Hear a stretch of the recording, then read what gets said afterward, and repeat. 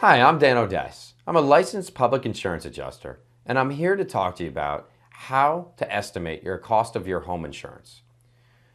Your home insurance is determined primarily based on the replacement cost value.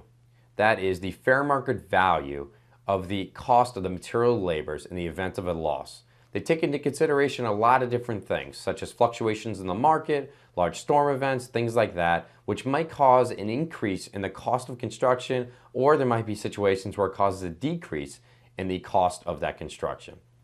With all things said, one of the best things you might be able to do is hire a licensed home inspector to come in and do an evaluation of your property at the time of placing that insurance to get the proper discounts, whatever may be afforded to you while placing that.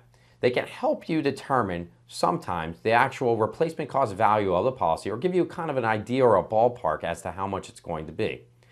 Your rates for what is the cost of your insurance on either a monthly, a quarterly, 6-month basis, or a one-time payment is a direct percentage of the total amount of the coverages that are afforded to you. Those coverages show up on what's called the declaration page, so it's an important thing to review there. So one of the things you got to take into account is what is it going to cost you at any given period of time in the next year to rebuild in the event of that loss. That value is your replacement cost value. That value will be directly reflected as a percentage in your rate, in your premium dollars.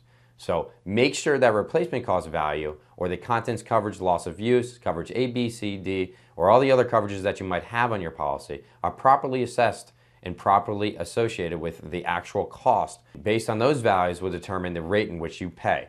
Some things you might take into account is legislation changes, cost of construction, building code changes. All those things will affect that premium dollar that you're paying. Thanks again. This was Dan for eHow.